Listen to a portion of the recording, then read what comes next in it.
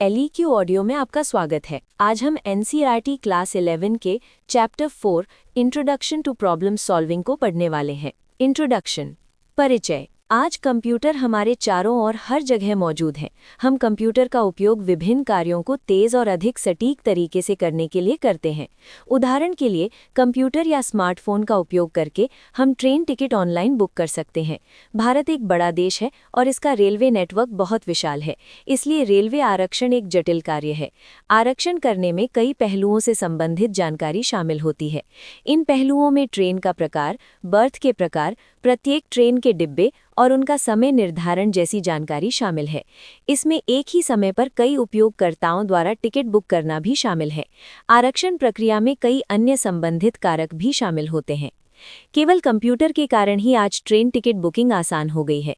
Train ticket की online booking ने हमारी सुविधा को बढ़ा दिया है। ये हमें कहीं से भी और किसी भी समय टिकट बुक करने की सुविधा देता है। हम कंप्यूटराइजेशन शब्द का उपयोग नियमित मानव कार्यों को कुशलता से स्वचालित करने के लिए कंप्यूटर द्वारा सॉफ्टवेयर विकसित करने के लिए करते हैं। कंप्यूटर का उपयोग विभिन्न दैनिक समस्याओं को हल करने के लिए किया जाता है, इसलिए समस्या समाधान कंप्यूटर विज्ञान के छात्र के लिए एक आवश्यक कौशल है। ये समझना महत्वपूर्ण है कि कंप्यूटर स्वयं समस्याओं को हल नहीं कर सकते। हमें कंप्यूटर को सटीक चरण दर चरण निर्देश देने होते हैं। किसी समस्या को हल करने में कंप्यूटर की सफलता इस बात पर निर्भर करती है कि हम समस्या को कितनी सही तरह से परिभाषित करते हैं।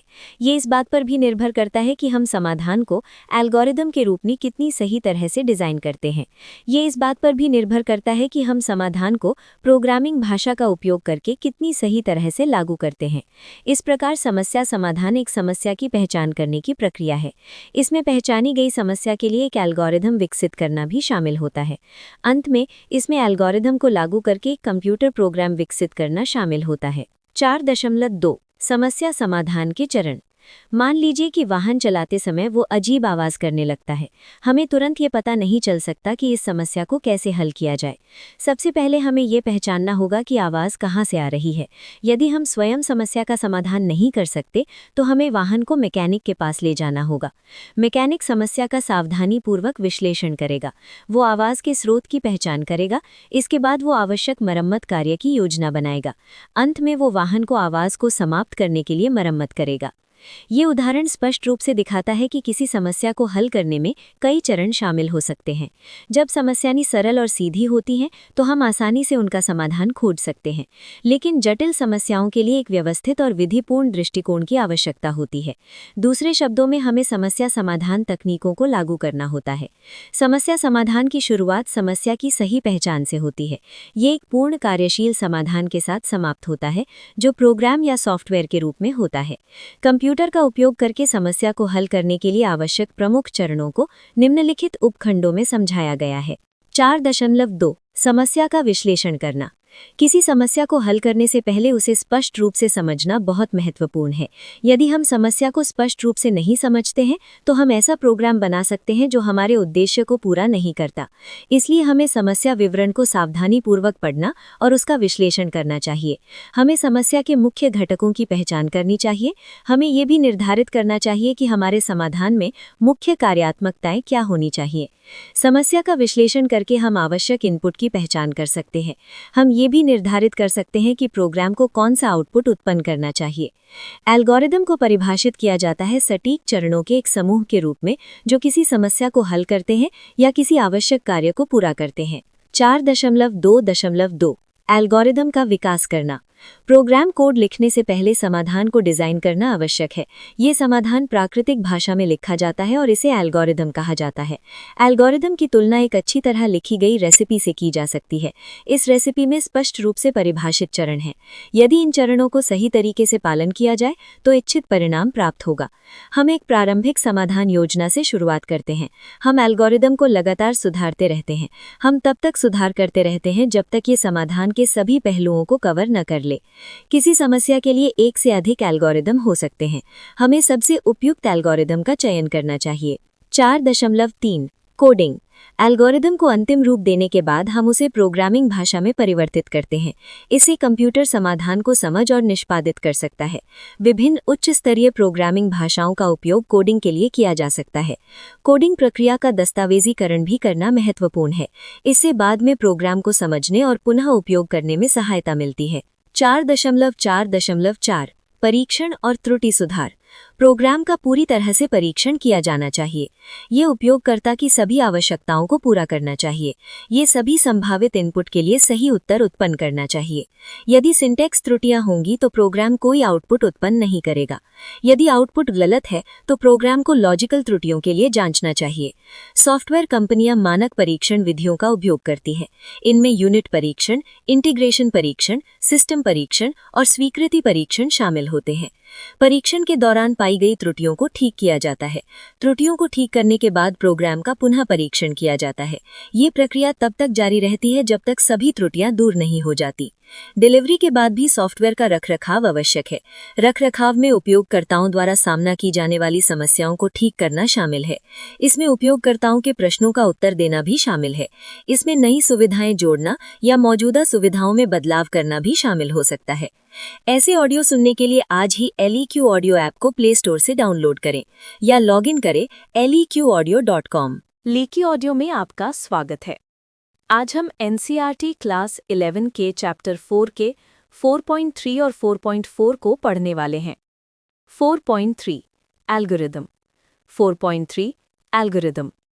In our day-to-day life, we perform activities by following certain sequence of steps.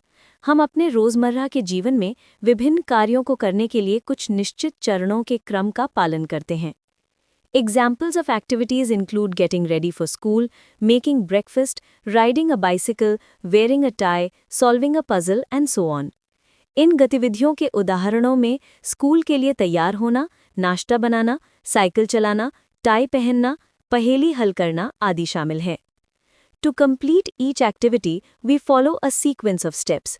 हर गतिविधि को पूरा करने के लिए हम कुछ चरणों के क्रम का पालन करते हैं। Suppose following are the steps required for an activity, riding a bicycle. मान लीजिए कि एक गतिविधि साइकिल चलाने के लिए निम्नलिखित चरण आवश्यक हैं। Remove the bicycle from the stand. Cycle को स्टैंड से हटाएं। Sit on the seat of the bicycle. Cycle की सीट पर बैठें। Start pedaling. पेडल चलाना शुरू करें। Use brakes whenever needed and stop on reaching the destination. गंतव्य पर पहुंचने पर साइकिल रोक दें। Let us now find GCD of two numbers, 45 and 54. अब हम 45 और 54 दो संख्याओं का महत्तम समापवर्तक यानी ग्रेटेस्ट कॉमन डिवाइजर GCD ज्ञात करते हैं। Note: GCD is the largest number that divides both the given numbers. Note: GCD वह सबसे बड़ी संख्या होती है जो दी गई दोनों संख्याओं को पूर्ण रूप से विभाजित करती है। Step 1. Find the numbers divisors which can divide the given numbers. चरण 1. उन संख्याओं यानी भाजकों को खोजें जो दी गई संख्याओं को विभाजित कर सकते हैं। Divisors of 45 are 1, 3, 5, 9, 15 and 45. 45 के भाजक हैं 1, 3, 5, 9, 15 और 45। Divisors of 54 are 1, 2, 3, 6, 9, 18, 27 and 54. 54 के भाजक हैं 1, 2, 3, 6, 9, 18, 27 और 54। Step 2. Then find the largest common number from these two lists. चरण 2. अब इन दोनों सूचियों में से सबसे बड़ी समान संख्या खोजें। Therefore, GCD of 45 and 54 is 9. इसलिए 45 और 54 का GCD 9 है। Hence, it is clear that we need to follow a sequence of steps to accomplish the task. इससे यह स्पष्ट होता है कि हमें किसी कार्य को पूरा करने के लिए चरणों के क्रम का पालन करना आवश्यक होता है। Such a finite sequence of steps required to get the desired output is called an algorithm. वांछित परिणाम प्राप्त करने के लिए आवश्यक चरणों के इस सीमित क्रम को एल्गोरिदम कहा जाता है। It will lead to the desired result in a finite amount of time if followed correctly. यदि इसे सही तरीके से पालन किया जाए तो यह निश्चित समय के भीतर वांछित परिणाम तक पहुंचाता है। Algorithm has a definite beginning and a definite end and consists of a finite number of steps. Algorithm की एक निश्चित शुरुआत और एक निश्चित अंत होता है और इसमें सीमित संख्या में चरण होते हैं। 4.3.1 Why do we need an algorithm? 4.3.1 हमें एल्गोरिदम की आवश्यकता क्यों होती है? A programmer writes a program to instruct the computer to do certain tasks as desired. एक प्रोग्रामर कंप्यूटर को इच्छित कार्य करने के निर्देश देने के लिए एक प्रोग्राम लिखता है. The computer then follows the steps written in the program code. इसके बाद कंप्यूटर प्रोग्राम कोड में लिखे गए चरणों का पालन करता है. Therefore, the programmer first prepares a roadmap of the program to be written before actually writing the code. इसलिए प्रोग्रामर वास्तविक कोड लिखने से पहले प्रोग्राम का एक रोड मैप तैयार करता है. Without a roadmap, the programmer may not be able to clearly visualize the instructions to be written and may end up developing a program which may not work as expected. Road map के बिना programmer लिखे जाने वाले निर्देशों को स्पष्ट रूप से नहीं समझ पाएगा और ऐसा प्रोग्राम बना सकता है जो अपेक्षित रूप से कार्य नहीं करेगा. Such a roadmap is nothing but the algorithm, which is the building block of a computer program. यह रोड मैप वास्तव में एल्गोरिदम ही होता है जो कंप्यूटर प्रोग्राम का मूल आधार होता है. For example, searching using a search engine, sending a message, finding a word in a document, booking a taxi through an app, performing online banking, playing computer games, all are based on algorithms. उदाहरण के लिए search engine का उपयोग करके खोज करना, message भेजना, दस्तावेज में शब्द खोजना, ऐप के माध्यम से टैक्सी बुक करना, ऑनलाइन बैंकिंग करना और कंप्यूटर गेम खेलना, ये सभी एल्गोरिदम पर आधारित हैं. Writing an algorithm is mostly considered as the first step to programming. Algorithm लिखना सामान्यतः प्रोग्रामिंग का पहला चरण माना जाता है. Once we have an algorithm to solve a problem, we can write the computer program for giving instructions to the computer in high-level language. एक बार जब हमारे पास किसी समस्या को हल करने के लिए एल्गोरिदम होता है, तो हम हाई-लेवल भाषा में कंप्यूटर को निर्देश देने के लिए प्रोग्राम लिख सकते हैं. If the algorithm is correct, the computer will run the program correctly every time. यदि एल्गोरिदम सही है, तो कंप्यूटर हर बार प्रोग्राम को सही तरीके से चलाएगा. So the purpose of using an algorithm is to increase the reliability, accuracy and efficiency of obtaining solutions. इसलिए एल्गोरिदम का उपयोग करने का उद्देश्य समाधान प्राप्त करने की विश्वसनीयता, सटीकता और दक्षता को बढ़ाना है. A. Characteristics of a good algorithm. एक अच्छे एल्गोरिदम की विशेषताएं. Precision. The steps are precisely stated or defined. सटीकता. चरण स्पष्ट और सटीक रूप से बताए गए या परिभाषित होते हैं. Uniqueness. Results of each step are uniquely defined and only depend on the input and the result of the preceding steps. विशिष्टता. प्रत्येक चरण का परिणाम स्पष्ट रूप से परिभाषित होता है और केवल इनपुट तथा पिछले चरण के परिणाम पर निर्भर करता है. Finiteness. The algorithm always stops after a finite number of steps. सीमितता. एल्गोरिदम हमेशा सीमित चरणों के बाद समाप्त हो जाता है. Input. The algorithm receives some input. Input.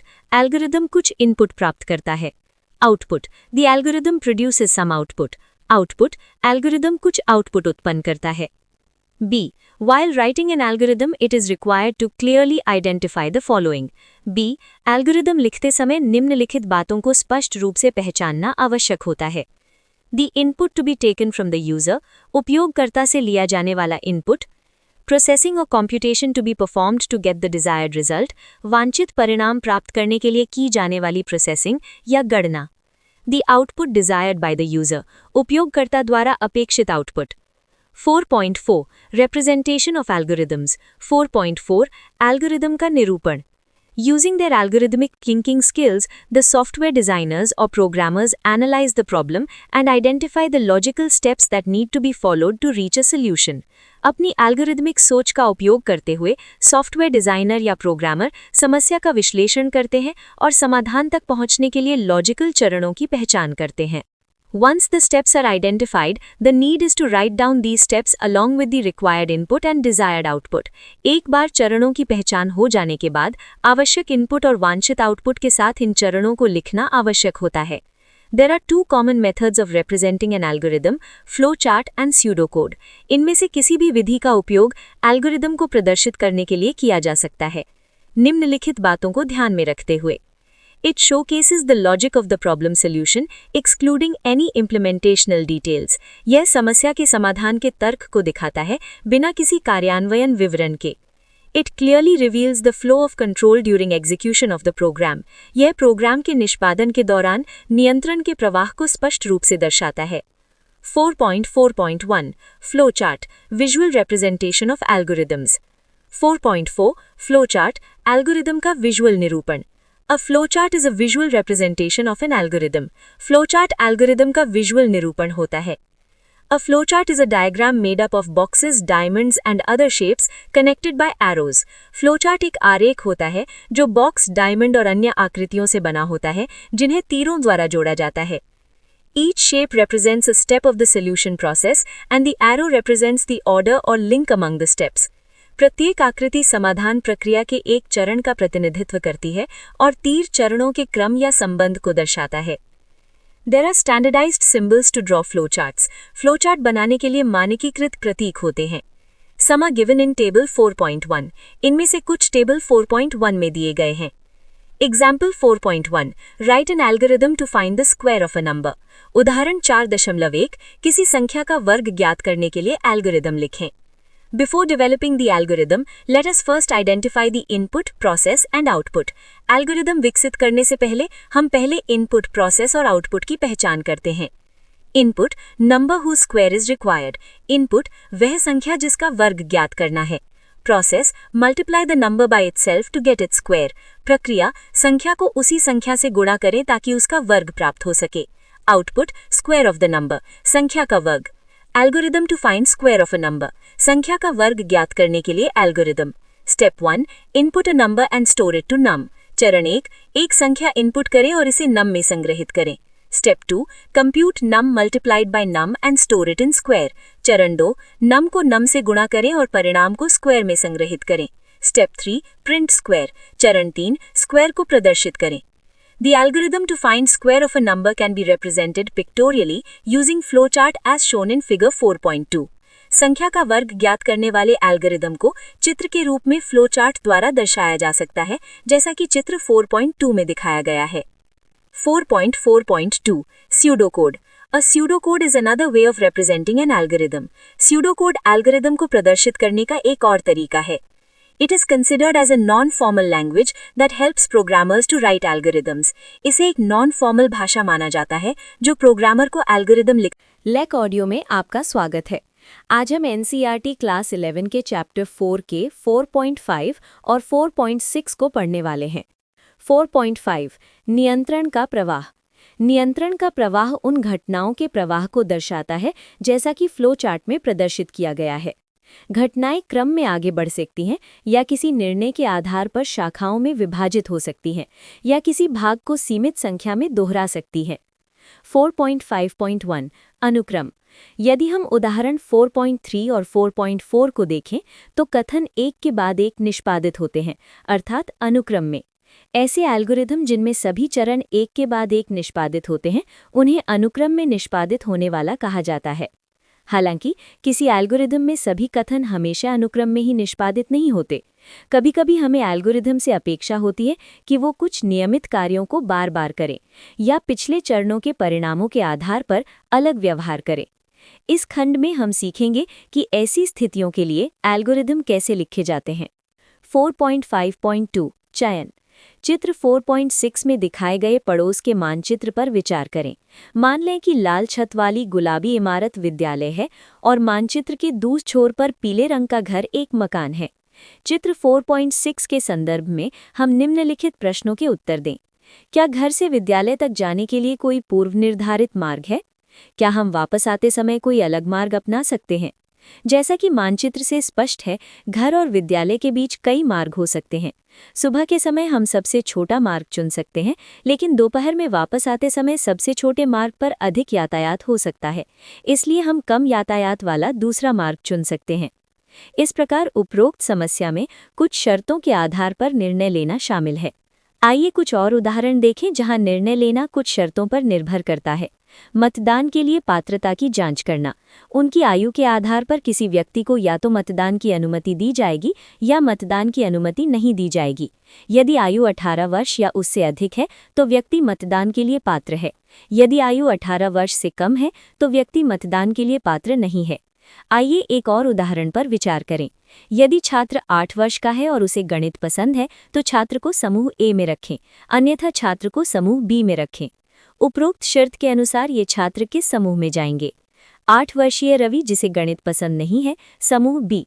8 वर्षीय प्रीति जिसे गणित पसंद है, समूह ए। 8 वर्षीय अनीश जिसे गणित पसंद है, समूह बी। इन उदाहरणों में किसी एक विकल्प का चयन किसी शर्त के परिणाम के आधार पर किया जाता है। संभावनाओं की जांच के लिए शर्तों का उपयोग किया जाता है।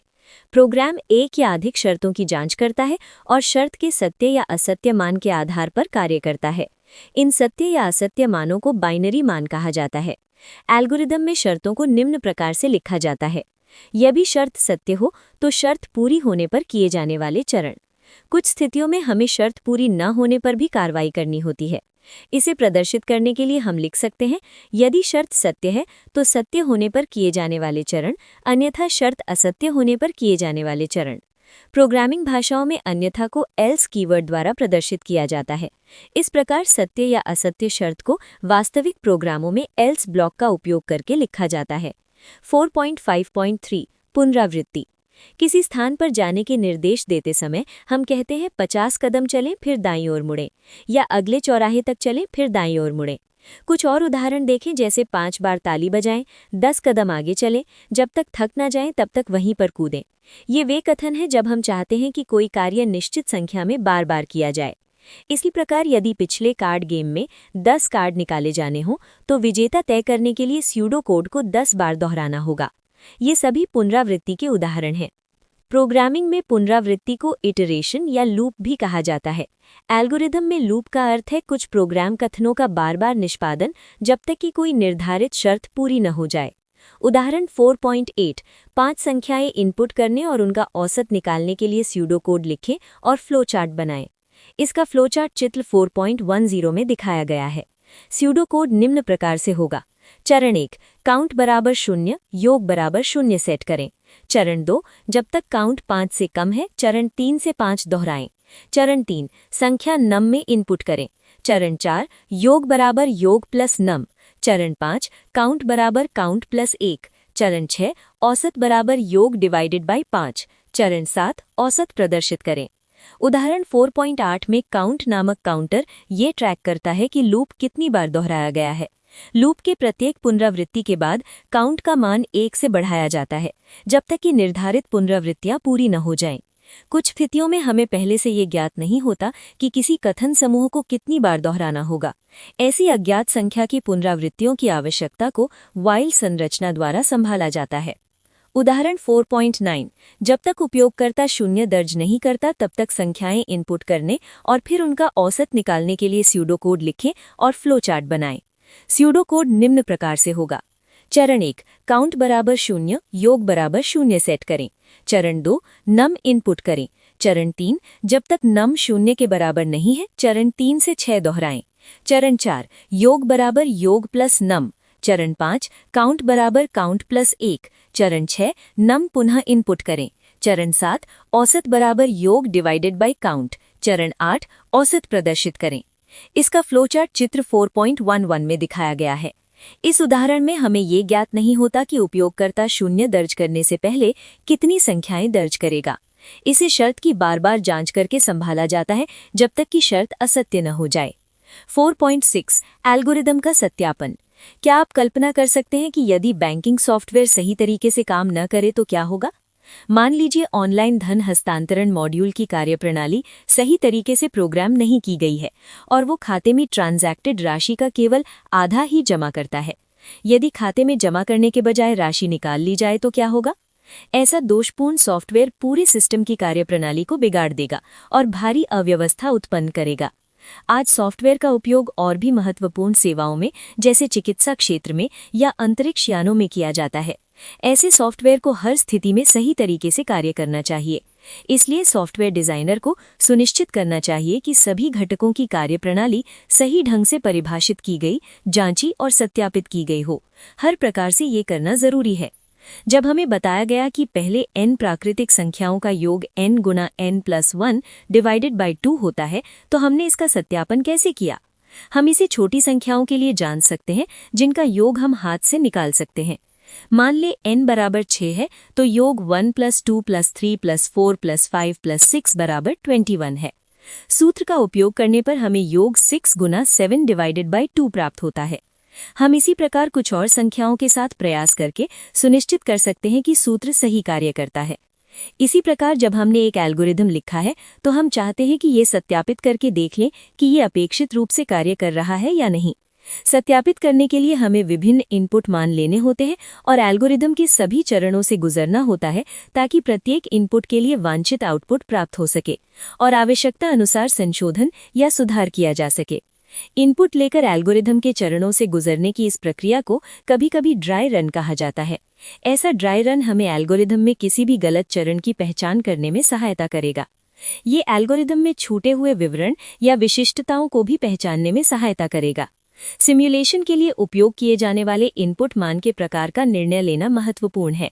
यदि सभी संभव इनपुट मानों का परीक्षण नहीं किया गया तो प्रोग्राम विफल हो जाएगा। क्या होगा यदि कोई अन्य स्थिति हो जिसमें ये कार्य न करे?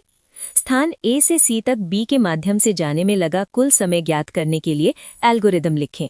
यहाँ A से B तक और B से C तक जाने का समय दिया गया है, अर्थात हम चाहते हैं कि एल्गोरिदम घंटे और मिनट में दिए गए समय को जोड़े।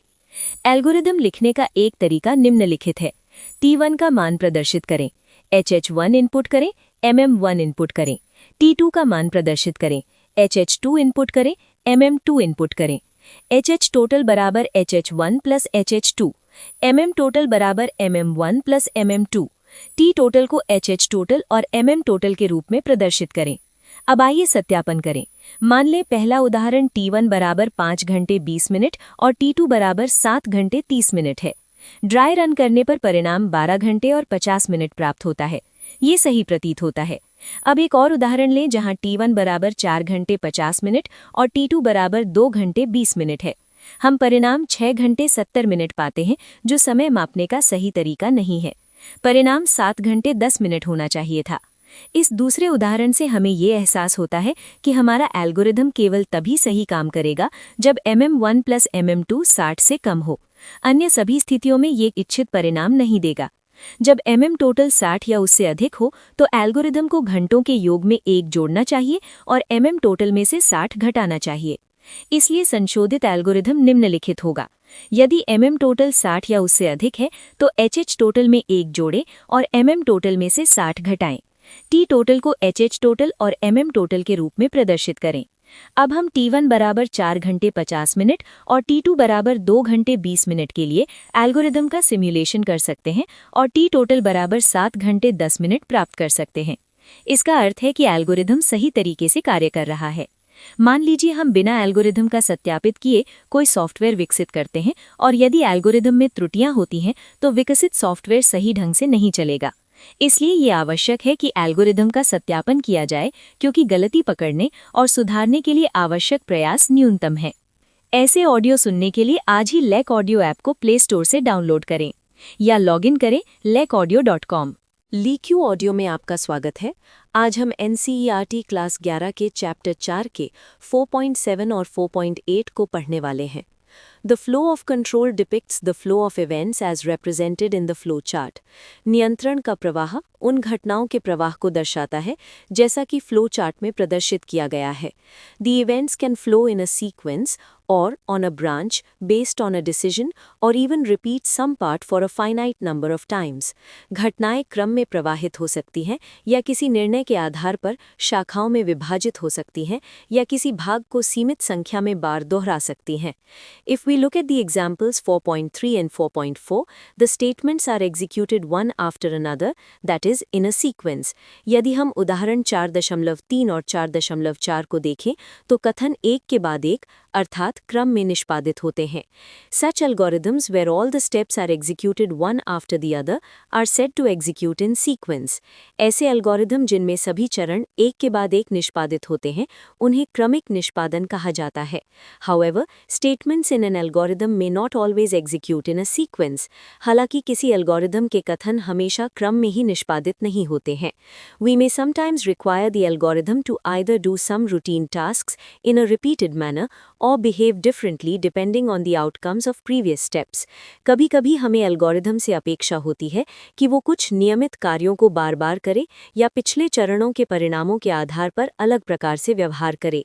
In this section we are going to learn how to write algorithms for such situations. इस अनुभाग में हम ऐसी परिस्थितियों के लिए एल्गोरिदम लिखना सीखेंगे. If we consider the map of a neighborhood, let us assume that the pink building with the red roof is the school. यदि हम किसी पड़ोस के मानचित्र को देखें तो मान लें कि लाल छत वाली गुलाबी इमारत विद्यालय है. Let us also assume that the yellow painted house at the far end of the map represents a house. और मान लें कि मानचित्र के दूर वाले छोर पर पीले रंग का घर एक आवास है. Is there a predefined route for walking from home to school? क्या घर से विद्यालय तक पैदल जाने के लिए कोई पूर्व निर्धारित मार्ग है?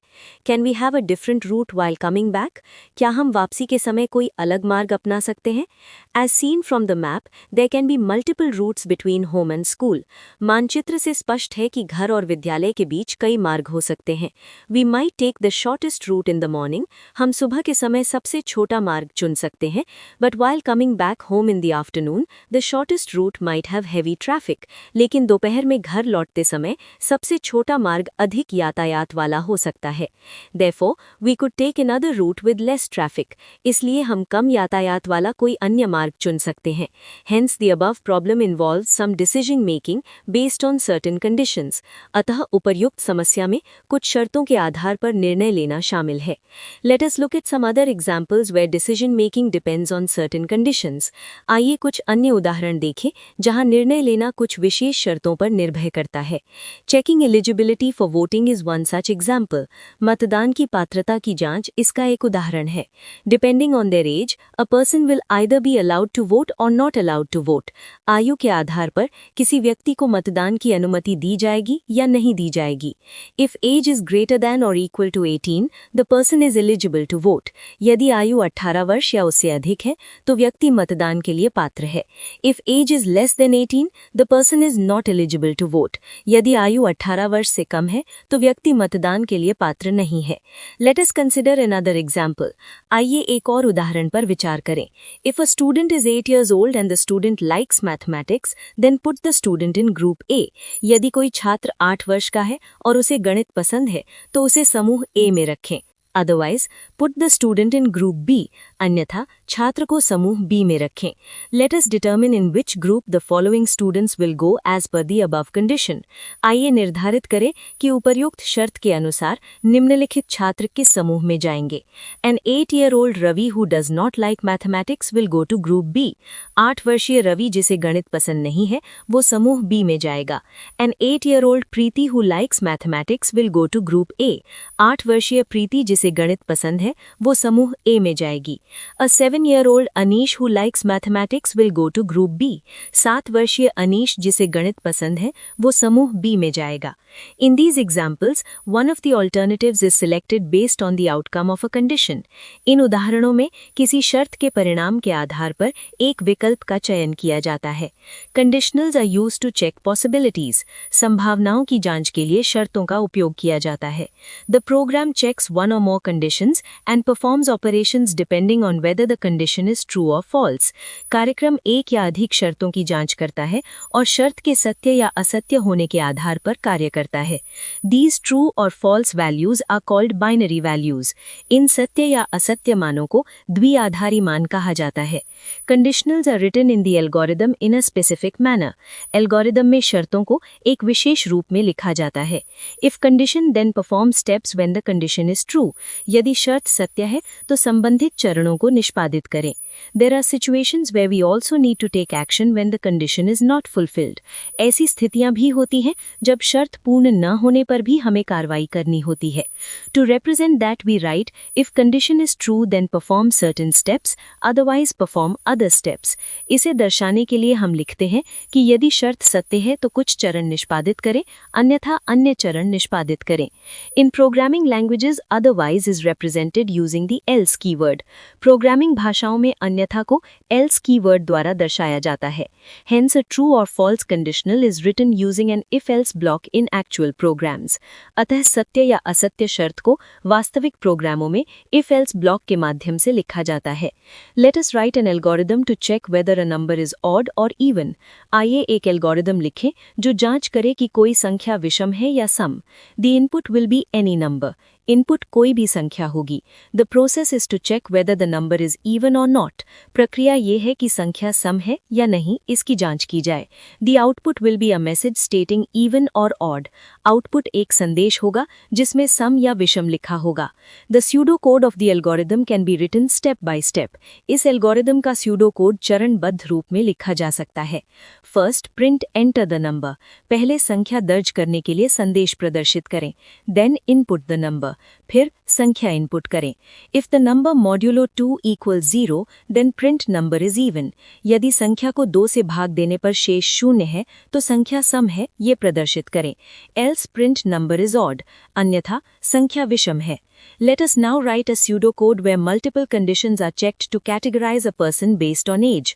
अब हम एक ऐसा pseudocode लिखते हैं जिसमें आयु के आधार पर किसी व्यक्ति को विभिन्न श्रेणियों में वर्गीकृत करने के लिए कई शर्तों की जांच की जाती है। The input will be age। Input आयु होगी। The process is to check age as per the given criteria. प्रक्रिया यह है कि दी गई कसौटी के अनुसार आयु की जांच की जाए। The output will print either child, teenager और एडल्ट। आउटपुट में या तो चाइल्ड, टीनेजर या एडल्ट प्रदर्शित किया जाएगा। If age is less than 13 print child. यदि आयु 13 वर्ष से कम है तो चाइल्ड प्रदर्शित करें। Else if age is less than 20 print teenager. अन्यथा यदि आयु 20 वर्ष से कम है तो टीनेजर प्रदर्शित करें। Else print adult. अन्यथा एडल्ट प्रदर्शित करें। Let us consider an algorithm for a card game called dragons and wizards. आइए ड्रैगन्स और विजर्ड्स नामक कार्ड खेल के लिए एक एल्गोरिदम पर विचार करें। Make 2 teams named dragons and wizards. 2 team बनाएं जिनके नाम ड्रैगन्स और विजर्ड्स हों। If the card drawn is a diamond or a club the dragons team gets a point. यदि निकाला गया कार्ड डायमंड या क्लब है तो ड्रैगन्स टीम को 1 अंक मिलेगा। If the card drawn is a heart and it is a number card, the Wizards team gets a point। यदि कार्ड हार्ट है और वो संख्या वाला कार्ड है तो Wizards team को 1 अंक मिलेगा। If the card drawn is a heart that is not a number card, the Dragons team gets a point। यदि कार्ड हार्ट है लेकिन संख्या वाला कार्ड नहीं है तो Dragons team को 1 अंक मिलेगा। For any other card, the Wizards team gets a point। किसी अन्य कार्ड के लिए Wizards team को 1 अंक मिलेगा। The team with the highest points is the winner। जिस टीम के अंक सबसे अधिक होंगे वही विजेता होगी। Input for a card will be shape and value. किसी कार्ड के लिए इनपुट उसका आकार और मान होगा। The process is to increment the respective team score by 1 based on the rules. प्रक्रिया यह है कि नियमों के अनुसार संबंधित टीम के अंक में 1 की वृद्धि की जाए। The output will be the winner team. Output विजेता टीम होगी। If the shape is diamond or club increment the dragons point. यदि आकार डायमंड या क्लब है तो ड्रैगन्स के अंक बढ़ाएं। Else if the shape is heart and the value is a number, increment the wizard's point। अन्यथा यदि आकार हार्ट है और मान संख्या है तो wizards के अंक बढ़ाएं। Else if the shape is heart and the value is not a number, increment the dragon's point। अन्यथा यदि आकार हार्ट है और मान संख्या नहीं है तो ड्रैगन्स के अंक बढ़ाएं। Else increment the wizard's point। अन्यथा wizards के अंक बढ़ाएं। After checking, if dragon's points are greater than wizard's points, print dragon team is the winner। जांच के बाद यदि dragons के अंक wizards से अधिक हैं तो dragon team is the winner प्रदर्शित करें। Else print wizard team is the winner। When giving directions to go somewhere, we often say walk 50 steps then turn right। किसी स्थान पर जाने के लिए दिशा बताते समय हम अक्सर कहते हैं कि 50 कदम चलो फिर दाईं ओर मुड़ो। Or we say walk till the next crossing then take a right turn। या हम कहते हैं कि अगले चौराहे तक चलो फिर दाईं ओर मुड़ो। Clap your hands 5 times is an example of repetition। 5 बार ताली बजाना दोहराव का एक उदाहरण है। Walk 10 steps ahead is another example। 10 कदम आगे चलना एक और उदाहरण है। Jump on the spot till you get tired is also repetition। थकने तक एक ही स्थान पर कूदना भी दोहराव है। These statements are used when we want something to be done repeatedly for a given number of times। इन कथनों का उपयोग